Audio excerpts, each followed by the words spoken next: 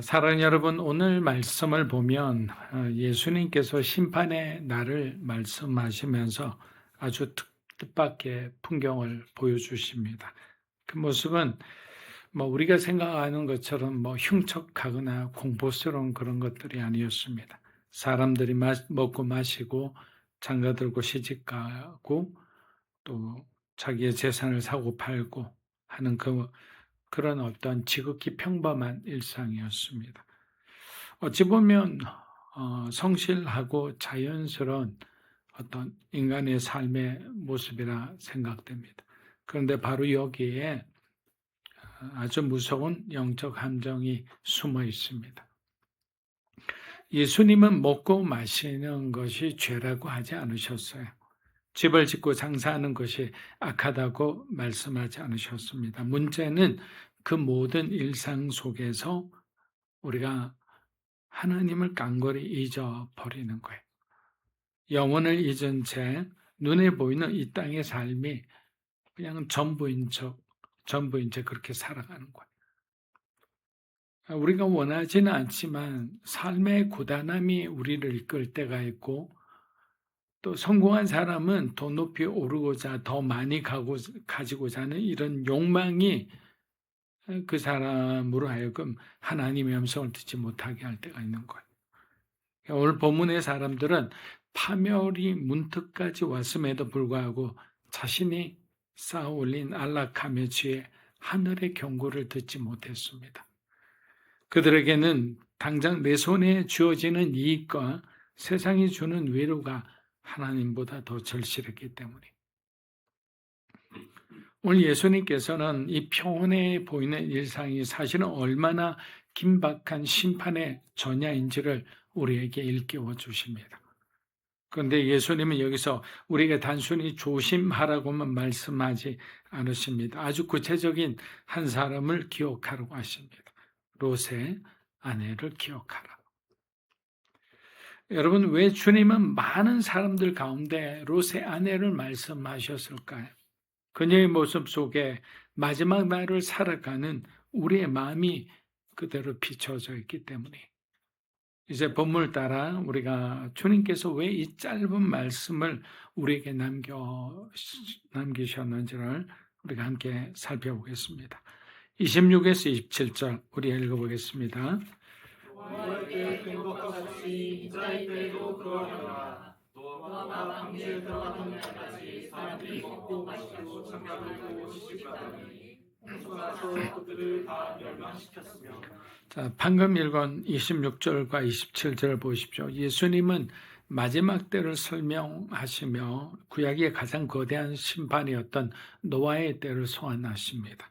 그런데 주님이 강조하시는 포인트가 아주 독특합니다.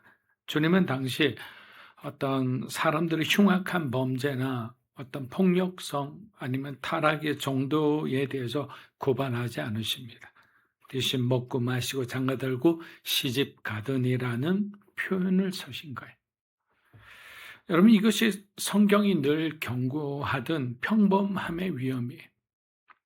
노아의 시대 사람들은 홍수가 나기 직전까지 자신들이 아주 정상적인 삶을 살아가고 있다고 생각했습니다.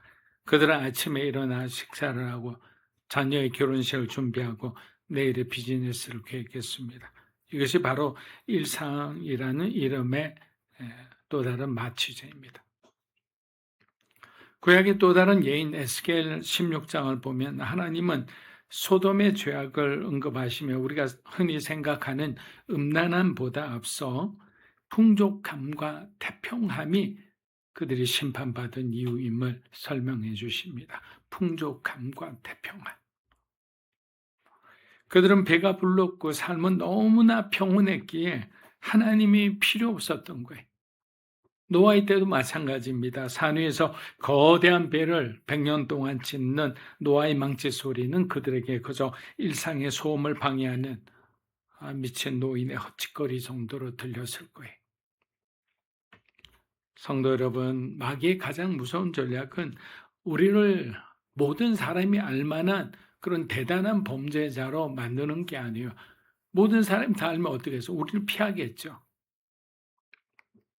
그저 지금의 당장의 삶에 너무 바쁘고 만족하게 만들어 영원한 심판의 소리를 나하고는 관계없는 소음으로 여기게 만드는 게 바로 사탄의 전략인 거예요. 노아의 시대 사람들은 방주문이 닫히는 그 순간까지도, 비가 오기 시작하는 그 순간까지도 자신들이 죽을 것이라고는 꿈에도 생각하지 못했어요. 그들은 죄를 지어서 망한 것이 아닙니다. 하나님 없이도 너무나 완벽했던 그들의 일상 때문에 망한 거예요. 오늘 우리 자신을 한번 돌아보십시오. 주일 예배를 드리고 있지만 우리의 진짜 관심은 예배 후에 어떤 점심 약속이나 내가 지금 가지고 있는 내일의 형편, 자녀의 어떤 승진과 성적에 우리가 가 있지는 않습니까? 만약 그렇다면 우리는 노아의 방주에 가던 날까지 먹고 마시던 사람들과 같은 길을 걷고 있는지 모르겠습니다. 심판은 어느 날 갑자기 임하지만 그 심판을 준비하는 일은 평범한 오늘 속에서 이루어져야 하는 거예요. 우리가 흔히 그런 말을 해요. 여러분 성공하고 싶습니까? 네 하면 여러분의 오늘에 충실하십시오. 여러분 오늘이 여러분의 미래를 만든다고 그런 말을 흔히 많이 하잖아요. 여기서 마찬가지. 우리가 심판받지 않고 구원받기로 하나 한다면 우리가 오늘 하나님께 충실하고 우리가 오늘 찬양했던처럼 우리의 피난처신, 우리의 사랑의 대상이신 예수님을 마음껏 사랑하고 그분의 뜻대로 살아가기 위해 몸부림치며 그렇게 진리의 길을 하루하루 또박또박 걸어가는 거예요. 그것이 쌓이고 또 쌓이고 쌓여서 나중에 우리가 주님 앞에 우리가 원하지 않아도 서게 되는 거예요. 심판은 어느 날 갑자기 임하지만 오늘 속에 이루어져야 한다는 것을 우리가 다시 깊이 생각해 보았으면 합니다. 자, 28, 29절 한번 읽어보겠습니다. 또 그때와 같으니 사람들이 먹고 마시고 사고 팔고 심고 집을 짓더니 롯이 중에서 사냥하되 그들을 멸망시켰느니라. 여러분 28절을 보면 노아의 때와 비슷하지만 여기에 더해진 목록이 있습니다. 자, 노아의 때를 얘기했고 이제는 좀 더 시간이 지나서 롯의 때를 이야기하고 있는 거예요. 그게 뭐냐면 사고 팔고 심고 집을 짓더니, 여러분 노아의 때가 어떤 생존과 종족 번식이라는 본능적인 일상에 매몰된 시대였다면 롯의 시대는 한 걸음 더 나아갑니다. 그것은 경제적 번영과 그리고 축적 그리고 이 땅에서 영원한 안정을 꿈꾸는 그런 시대였습니다. 그들은 소돔의 비옥한 땅에 나무를 심고 대대로 물려줄 경관 집을 지었습니다. 그들의 소돔은 심판이 임할 땅이 아니라 더 나은 삶을 약속해 줄 기회의 땅처럼 여겼던 거예요. 여러분 그런데 이렇게 살다 보면 어떤 생각이 드느냐면요. 주변이 막 타락하기 시작해요. 남색하는 사람들이 생기고 막 그냥 술집들이 생기고 포주들이 생기고 장녀들이 생기고 예배드리는 곳에도 여사제들이 그냥 음란 행위를 하고 이런 것들이 우리 주변에 생기기를 시작하면 우리의 삶과 지금의 내 어떤 위치에서 우리는 의심해야 되거든요. 하나님 정말 내가 여기서 살아야 합니까? 내가 여기서 이런 어떤 음탕하고 불안한 어떤 동네에서 나의 어떤 사명은 무엇입니까? 기도했을 때 떠나라. 그럼 떠나야 되는 거예요. 내가 아무리 이곳에 많은 어떤 것을 가지고 있더라도 떠나야 하는 거예요.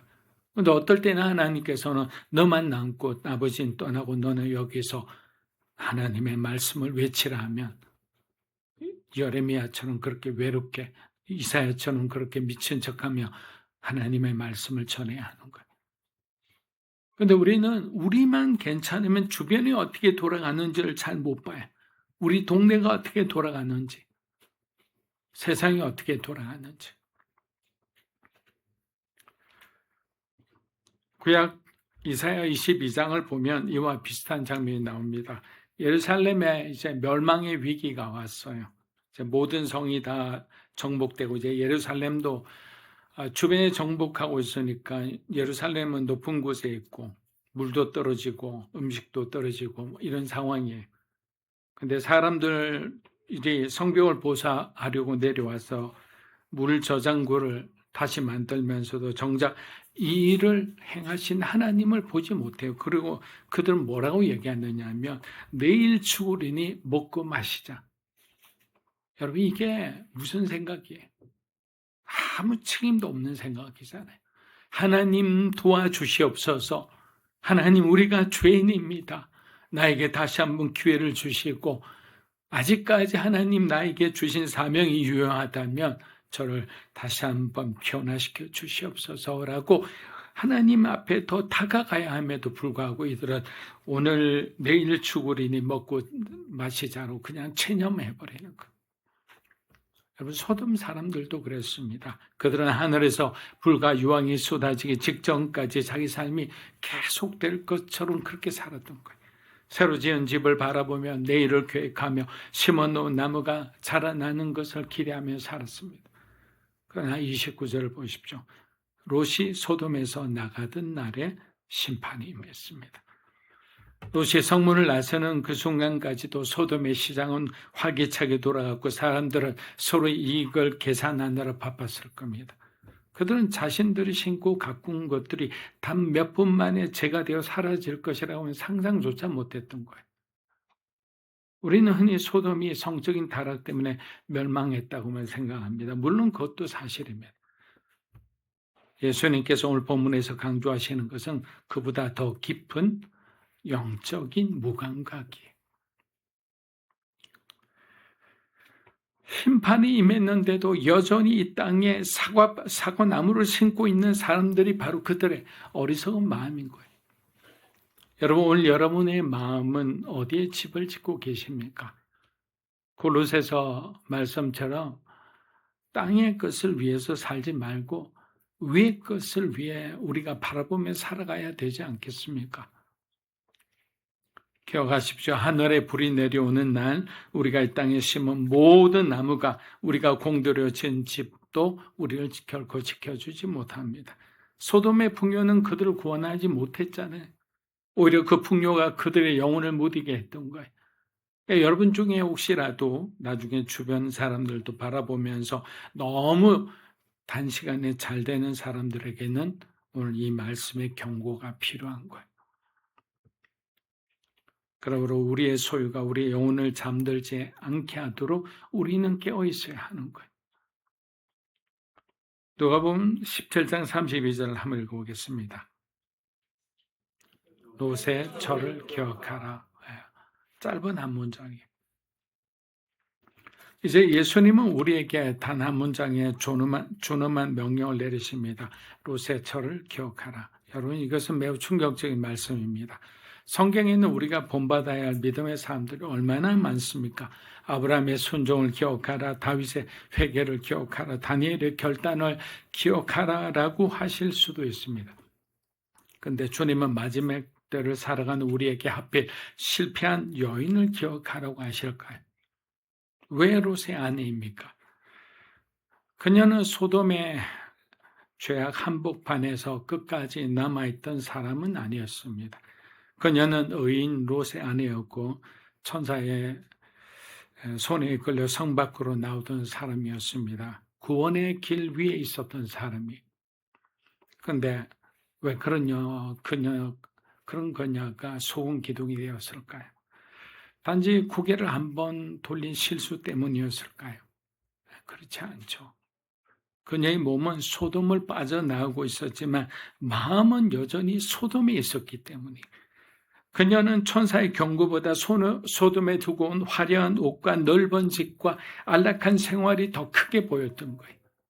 여러분 우리가 살다 보면 너무 잘 되다 보면 이런 것들이 그 부자 청년처럼 너무 아까워요.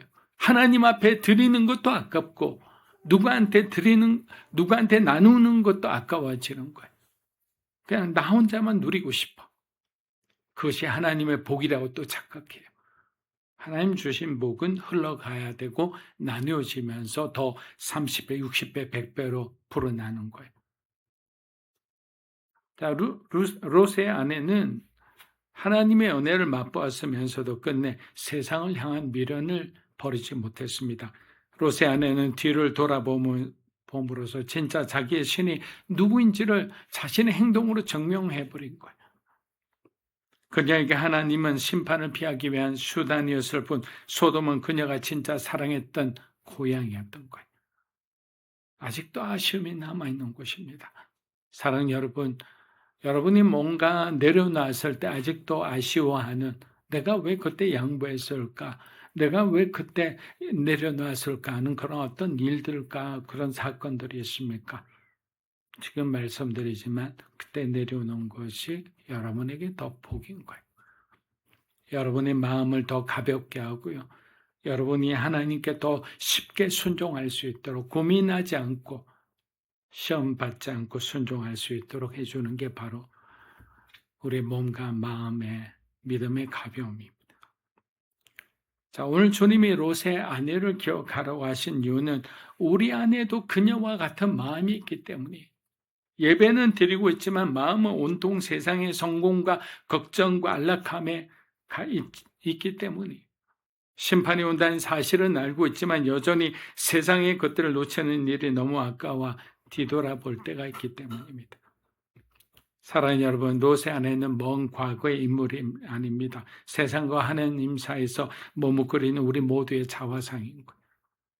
주님은 오늘 우리에게 경고하십니다. 몸만 빠져나오지 말고 내 마음까지 소돔에서 떠나라는 거예요. 여러분이 시험 걸려있고 여러분이 힘들어하는 그곳에서 몸만 나오는 것이 아니라 우리 몸까지 우리 마음까지 다 빠져나오라는 거예요.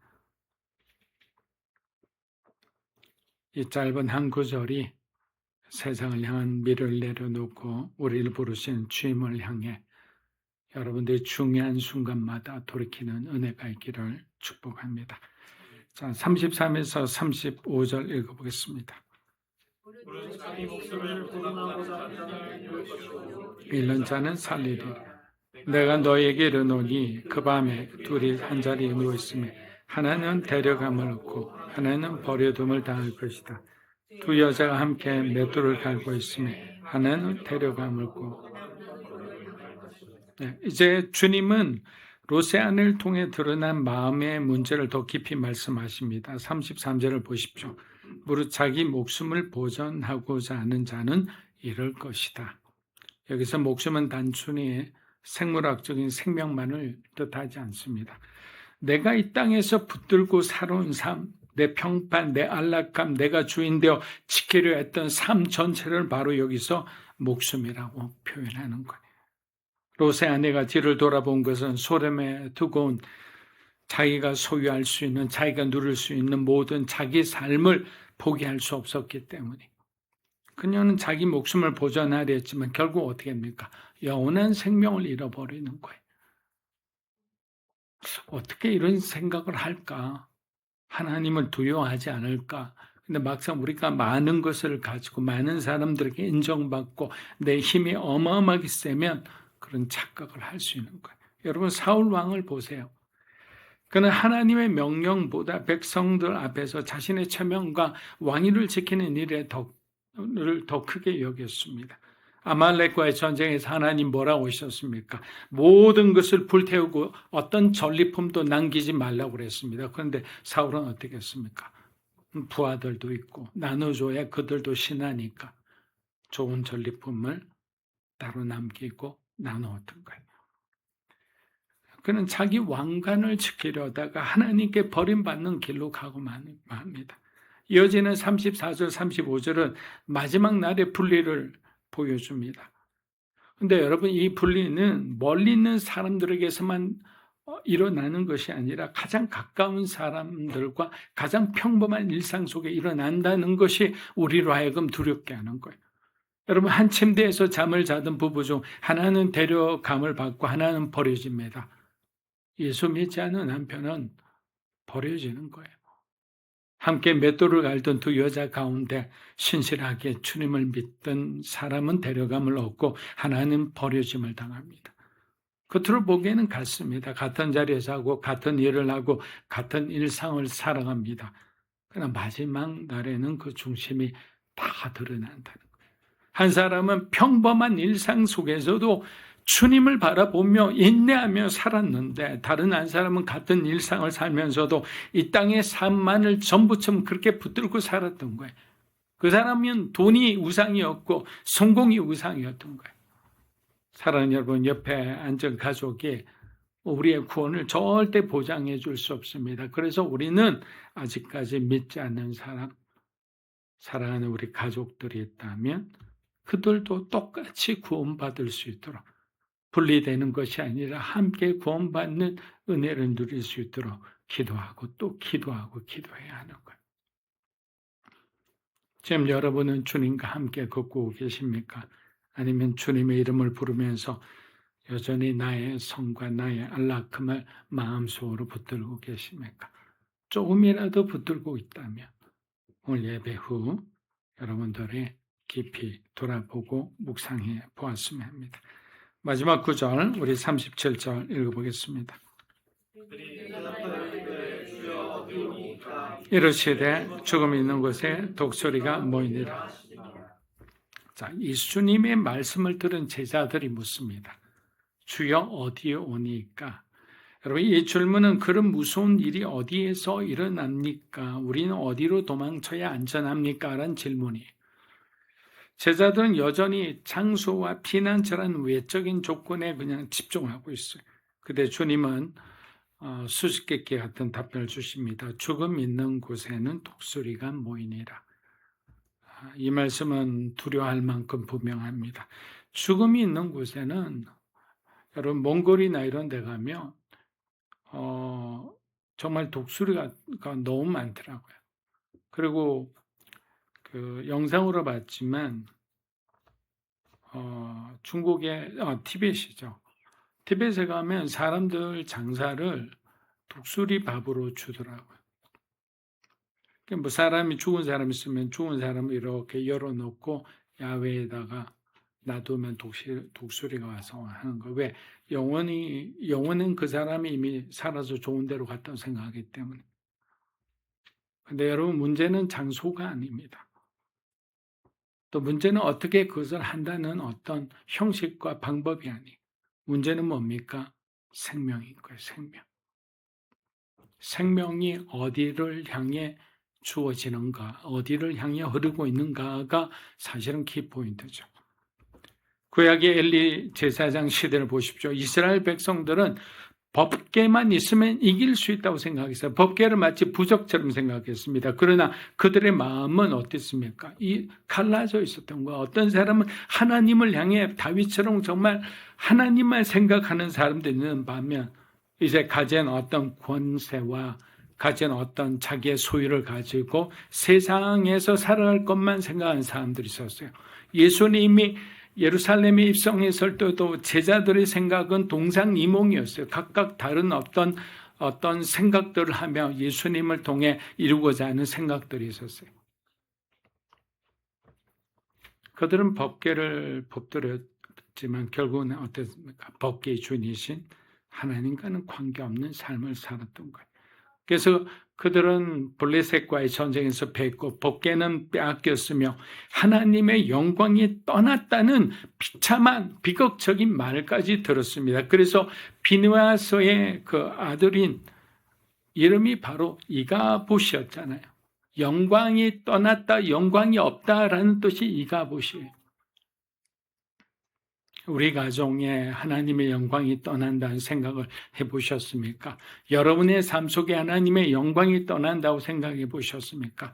가장 두려운 삶이죠. 사랑하는 여러분, 말씀을 마무리합니다. 오늘 우리는 주님께 어디로 가야 안전합니까? 어느 교회가 안전합니까? 라고 물을 것이 아니라 내 영혼은 지금 살아있습니까? 라고 물어야 하는 거예요. 심판은 단지 어떤 특정 장소에 임하는 재난이 아니라 하나님을 거부하고 말씀 앞에서도 돌이키지 않으며 이 땅의 삶을 전부처럼 끝까지 붙들고 고집하며 그렇게 살아가는 사람들에게 임하는 하나님의 공의라는 거예요.